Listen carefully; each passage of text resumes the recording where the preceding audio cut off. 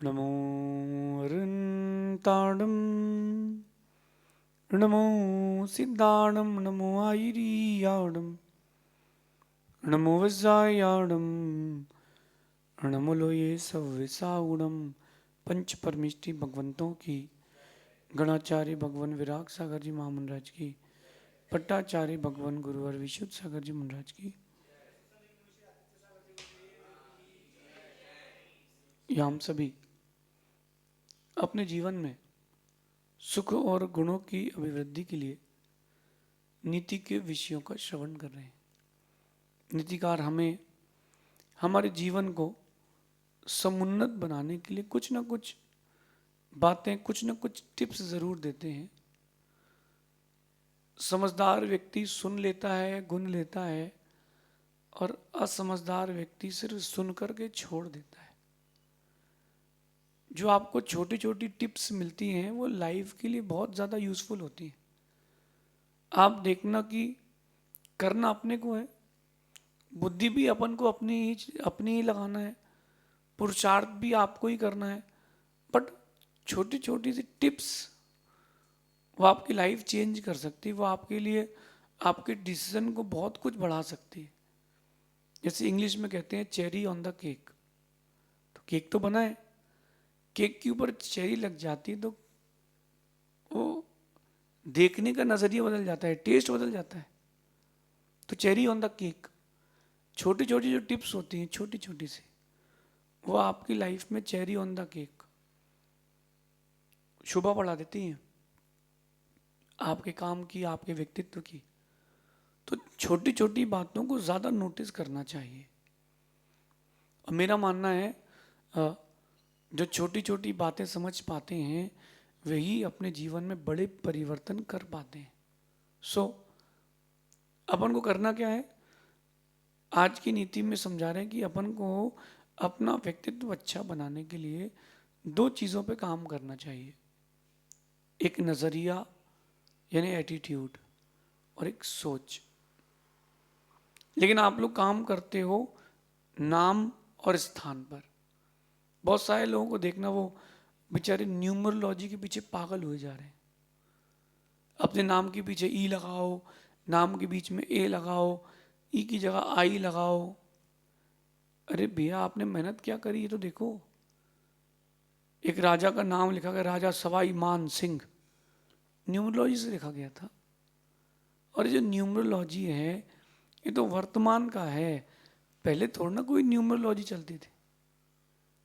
तो आप बताइए मुझे कि जब इंग्लिश नहीं थी और लोगों के नाम हिंदी में लिखे जाते थे, प्रॉपर हिंदी में, तब क्या न्यूमरोलॉजी होती होगी। तो मैं न्यूमरोलॉजी को गलत नहीं कह रहा हूँ, मैं ये कहना चाहता हूँ कि ये जो नाम है, जो स्थान है, ये आपसे है, आप इससे नहीं हो। आप सोचते हो कि अच्छी प्राइम लोकेशन होना चाहिए, आप सोचते हो कि एक बहुत अच्छा नाम होना चाहिए। सफल होने के लिए आपके पास सिर्फ और सिर्फ अच्छा नज़रिया और सोच होना चाहिए। आपके पास एटीट्यूड क्या है सफल होने के लिए। चलिए अपन शेर की बात करते हैं, जंगल का राजा शेर। छोटे से बच्चे से पूछो कि जंगल का राजा कौन है, तो बच्चा भी कहता है कि जंगल का राजा शेर है। बट कंपेरेटिवली देखा जाए तो शेर से ज़्यादा ताकत और भी जानवरों में। चलो अपन कंपेयर करते हैं ना। शेर से ज़्यादा तेज दौड़ लेता है चीता, और चीते से तेज दौड़ लेता है हिरन। समझना मेरी बात को। तो अगर स्पीड की बात की जाए तो चीते की स्पीड ज़्यादा है, हिरन की स्पीड ज़्यादा है। हाइट की बात की जाए तो जिराफ की हाइट बहुत ज़्यादा होती है शेर से, तो हाइट की कंपेरेटिवली शेर छोटा है।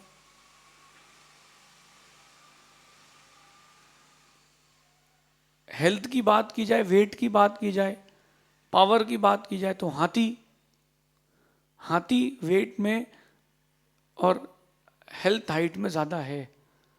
अगर शेर के ऊपर हाथी लेट जाए तो ही शेर मर जाएगा। शेर के ऊपर हाथी लेट जाए अपने जोश में, या एक पैर रख दे चमके, तो तो शेर का तो कचूमर निकल जाएगा। फिर भी इन सबके कंपैरेटिवली शेर जंगल का राजा है, क्योंकि उसका एटीट्यूड है कि मैं राजा हूँ। शेर को लगता है, इसीलिए वो राजा है। और संस्कृत में एक उक्ति आती है, सूक्ति आती है कि कोई भी व्यक्ति आज तक जंगल में शेर का राज्य अभिषेक करने नहीं गया। शेर को लगता है कि वो राजा है, इसलिए वो राजा है। आप लोगों को नहीं लगता कि आप लोग राजा हो, इसलिए आप लोग राजा नहीं हो।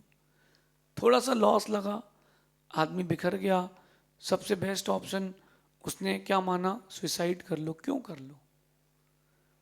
पैसा कमाया मैंने था, और पैसा गया भी मेरे सामने, तो अगली बार भी मैं ही कमाऊंगा ना। अगर लाइफ में कोई इंसिडेंट हो गया, कोई एक्सीडेंट हो गया है, तो डिप्रेस्ड क्यों हो, स्ट्रेस्ड क्यों हो? किसके साथ हुआ है? मेरे साथ हुआ है। अच्छा बुरा हुआ है तो मैं ही उसको ठीक करूंगा ना। और मेरा मानना है कि जब लाइफ में कोई प्रॉब्लम आती है ना, तो लाइफ आपको बहुत आगे ढकेलना चाहती है, लेकिन आप लोग डर जाते हो। ट्राई करना और देखना, आप चल रहे हो और किसी ने आपको पीछे से धक्का दे दिया। When somebody push you from back, जब कोई पीछे से धक्का देता है तो देखना आप उससे बहुत आगे चले जाते हो। जाते हो कि नहीं? बस इतना सा आपको करना है कि आपको खुद का वेट संभालना है, आपको सिर्फ अपना बैलेंस बनाना है, आप उससे कई कदम आगे निकल जाओगे। और लाइफ आपको यही एटीट्यूड समझने के लिए मिली है। आज की नीति में कह रहे हैं कि नाम और स्थान बदलने से सफलता नहीं मिलती, नजरिया और सोच बदलने से सफलता मिलती। आपने अपने आप को किस नजरिए से देखा है, आपने दुनिया को किस नजरिए से देखा है, और यही नजरिया आज आप लोगों के लिए बहुत वीक हो गया है। मैंने बहुत कथाएं पढ़ी, बट कुछ कथाएं वो लाइफ के लिए टचिंग होती, बहुत इंस्पायरिंग करने वाली होती हैं। उनको सुन करके पढ़ के लगता है कि हाँ यार, जिंदगी जीना चाहिए, और अपना नजरिया बदलता है। एक चिड़िया बरसात के मौसम में घूमती है, और घूमते घूमते नदी के किनारे पेड़ था, उसके पास चली जाती है। कहती है कि मैं क्या तुम्हारी शाखाओं में क्या मैं अपने घोंसला बना सकती हूँ, अपने बच्चों को जन्म दे सकती हूँ? वो पेड़ कहता है आगे जाओ, यहाँ कोई जरूरत नहीं है। बड़ा दुखी हो गया वो पक्षी, दूसरे पेड़ पर गया, उसने बताया कि उस पेड़ ने ये व्यवहार किया है। ठीक है, वो कहता मेरे में बना लो, बट तुम मेरी शाखा को नुकसान नहीं पहुंचाना, बना लो। चिड़िया ने उसमें घर बना लिया। बरसात का मौसम था और नदी के किनारे का पेड़ बह गया। जब बह गया तो सारे पेड़ यही कह रहे थे, बिल्कुल सही हुआ तेरे साथ। चिड़िया भी जाके कह रही थी और मुझे घर बनाने मत दे। और आप लोग भी यही सोच रहे हो कि जैसी करनी वैसी भरनी। बट उस बूढ़े पेड़ ने जाते जाते कहा कि मेरे पेड़ की जड़ें कमजोर हो गई थी, इसलिए मैंने तुझे मना किया था। तब सबको समझ में आया कि उसने सही किया था।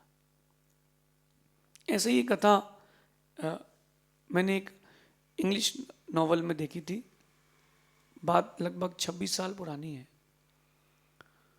एक हस्बैंड वाइफ और उनकी एक बच्ची, 3 ही प्राणी घर में थे, और जिस शिप में वो लोग टूर के लिए गए थे वो शिप डूब रही थी।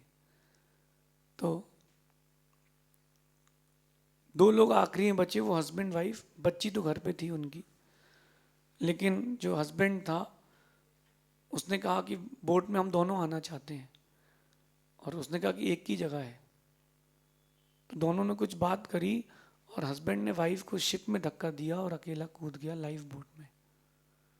घर आया, सब लोगों ने उसके लिए कहा कि तूने अपनी पत्नी के साथ गलत किया, तुझे बचाना चाहिए था। उसकी बेटी को जिंदगी भर एक बात का दुख था कि मेरे पिता मेरी माँ के साथ गलत कर गए। उसके पिता का देहावसान हो गया, बच्ची बड़ी हो गई, उसके भी बच्चे हो गए। घर की सफाई में उसको एक डायरी मिली जो उसके पिता ने उसकी माँ को डेडिकेटेड की थी। बड़ी टची स्टोरी है। उस डायरी को पलटते पलटते हर पेज में उस लड़की का एक आंसू बहा, क्योंकि उस हर पेज में उस आदमी ने अपनी पत्नी के लिए पूरी लाइफ को डेडिकेटेड किया। सबसे पहले पेज में लिखा था कि तुमको असाध्य बीमारी हो चुकी है और मैं इससे बहुत पीड़ित हूँ और तुम्हारी ज़िंदगी कुछ दिन की बची है। उसकी वाइफ को ऐसी बीमारी हो गई थी कि ज़्यादा से ज़्यादा 1 हफ्ते और जीती बस। उन लोगों ने डिस्कस किया कि अब मैं कौन जिएगा, कैसे जिएगा। तो उन लोगों ने डिस्कस किया, तो वाइफ ने कहा कि मुझे पुश करके कूदोगे तो तुम लाइफ बोट पे जा सकते हो, तो मुझे पुश करके कूद जाओ। और वो कूद गया, किस लिए? कि कम से कम मेरी बच्ची की तो ज़िंदगी जी सुरक्षित रहेगी, इस नज़रिए से। और उसने हर दिन लिखा कि काश मैं तुम्हारे साथ ही मर जाता तो ठीक था, ऐसी अकेली ज़िंदगी जीने से क्या मतलब था। उसकी बेटी का नज़रिया, सब लोगों का नज़रिया उसके प्रति अच्छा नहीं था, लेकिन उसकी सोच और उसका नज़रिया सही था। आप लोग जो कुछ भी देखते हो उसको अपने नज़रिए से ही तौलते हो, क्योंकि आपके नज़रिए का एक दायरा है।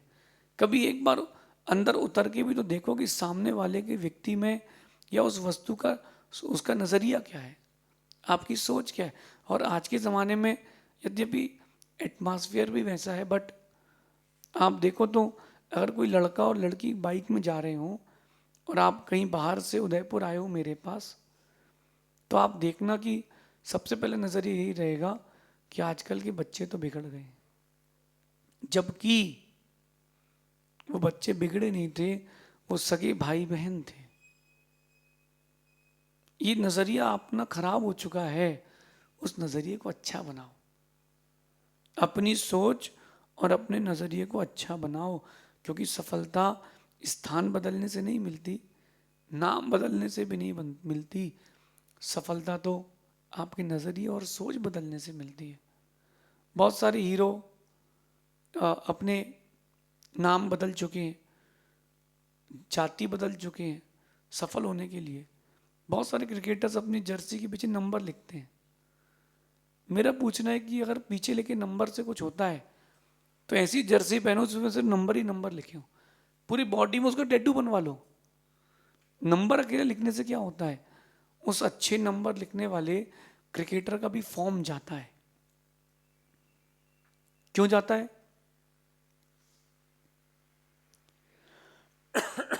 उस क्रिकेटर का फॉर्म क्यों जाता है?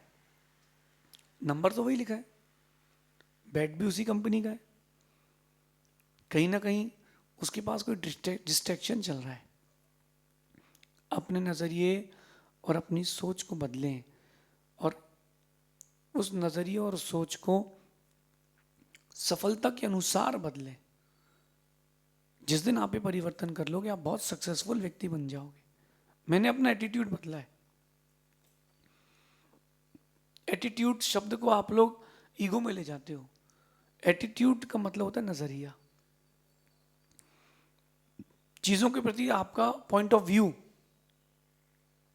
आप सोचिए आपका एटीट्यूड क्या है। बहुत सारे लोग मेरे पास आते हैं और जब मेरी व्यस्तता रहती है तो मैं उतना उन पर ध्यान नहीं दे पाता हूं, तो एक एटीट्यूड लेके जाते हैं, गुरुजी नाराज। गुरुजी के पास नाराज होने का ही टाइम नहीं है। अपना अपना एटीट्यूड सुधारिए। आपकी जीत, आपकी सफलता, आपका व्यक्तित्व, आपका आने वाला कल आपकी सोच और आपके नजरिए पर है। मैं किस नजरिए से जीता हूं बताऊं? कि किसने मुझे क्या जाना, किसने मुझे क्या जाना और किसने मेरे बारे में क्या सोचा, इससे मुझे क्या, मैं तो मैं हूं। जो जैसा देखता है मेरे को अपने नजरिए से देखता है और उसके नजरिए से मैं नहीं चलूंगा। कोई सुबह सुबह मुझसे कह दे कि आपको तो करोड़ों लोग सुनते हैं, मैं खुश हो जाऊं, ये गलत है। कोई मुझसे बोल दे कि आपको कोई नहीं सुनता, आपको लोग डिसलाइक करते हैं, और मैं उदास हो जाऊं, तो गलत है। नहीं, हम अपने एटीट्यूड को, अपनी सोच को एकदम पॉजिटिव रखेंगे, अपने टारगेट से संबंधित रखेंगे। दुनिया से क्या करना, ध्यान रखना एक बात कि जो लोग तुम्हें नहीं चाहते उनके पीछे मत भागो, जो तुम्हें चाहते हैं उनके साथ रहो, क्योंकि किसने मुझे कैसा जाना ये उसका नज़रिया था, और दूसरे की सोच से मैं अपने आप को नहीं बदल सकता हूँ। लाइफ में बहुत सारे टारगेट्स होते हैं, बहुत सारे अचीवमेंट होते हैं, सबको सब थोड़ा ना बताना पड़ता है कि तुमने क्या अचीव कर लिया। अपने आप को बहुत बड़ी सोच के साथ जोड़ें, दूरदृष्टि रखें, आज के लिए अपने आप को सीमित ना करें। कहते हैं नज़रिया बदल कर नाम बनाएं, नज़रिया बदल कर नाम बनाएं, छोटे छोटे प्रयासों से जीवन के दुख हटाएं, छोटे छोटे प्रयासों से जीवन को सुंदर बनाएं, नज़रिया बदल करके नाम बनाएं। नाम बदल के नज़रिया नहीं बदल सकते। एक अंडा है, एग, किसी वेजिटेरियन से बोलो कि क्या है तो बोलेगा नॉन वेज अलग करो मेरे सामने से। किसी वेजिटेरियन से बोलोगे तो वो बोलेगा नॉन वेज अलग करो, किसी नॉन वेजिटेरियन से बोलोगे तो बोलेगा मेरा खाना है। लेकिन आप मुझसे पूछोगे तो मैं कहूँगा कि उसके अंदर जीव है, और मुर्गी से पूछोगे तो वो बोलेगी कि मेरा बच्चा है। उसकी सोच उस समय वो है, आपकी सोच कुछ और है। एक पिता अपनी बेटी को बेटी देखता है और जिससे शादी हो जाए वो पत्नी देखता है, तो पिता का नज़रिया अलग है, तो पिता की भावना अलग है। तो नज़रिया बदलने से सोच बदल जाती है। अब अपने नज़रिए को बदलिए, अपनी सोच को बदलिए। कौन आपके बारे में क्या कह रहा है, नॉट टू वरी। एक बात ध्यान रखना, हकूना मटाटा, एक शब्द भले ही विदेशी हो लेकिन आपकी लाइफ के लिए बहुत काम का है। हकूना मटाटा यानी नो वरीज। लाइफ को चिंता से नहीं चिंतन से जोड़ो, नो वरीज, हकूना मटाटा। मैं छोटा था तो एक कार्टून शो में मैंने सुना था, तब से मैंने लाइफ में इसको एक्सेप्ट कर लिया। हकूना मटाटा, नो वरीज। हम अपने नज़रिए और अपनी सोच को बदल के ज़िंदगी जिएंगे, किसी की कहने से हम अपनी ज़िंदगी को नहीं जिएंगे। मैं तो अपनी ज़िंदगी ऐसे जीता हूँ, आपको कैसे जीना है आप देखिए। जैसा आप सोचेंगे वैसा आप बनेंगे, जैसा आप सोचेंगे वैसा आप बनेंगे। और अच्छे दिन के लिए अच्छी सोच से जुड़ना ज़रूरी है। अच्छी सोच से जुड़ें, अच्छे विज़न से जुड़ें, गुड कंपनी करें, अच्छे लोगों के साथ रहें। जो मुझसे जुड़ता है वो सोचता है कि पहले जुड़ना चाहिए था, और जुड़ने के बाद उसका एटीट्यूड ज़रूर बदलता है, क्योंकि मैं पॉजिटिव हूँ। जिस सेल में करंट है उसको जीभ में लगाओ तो करंट आता है, जो सेल डाउन हो चुका है उसमें कोई करंट नहीं आता। बचपन में ट्राई किया होगा आपने, बैटरी को जीभ में लगाई होगा, हल्का सा एक अर्थिंग आती थी, करंट आता था। तो जो स्वयं चार्ज है वो दूसरों को चार्ज कर पाएगा। अपनी लाइफ में चार्ज हो, इस नीति को सुन करके चार्ज हो, अपने नज़रिए को और अपनी सोच को बदल के सफलता को प्राप्त करें। शेष फिर आगे देखेंगे। भगवान महावीर स्वामी की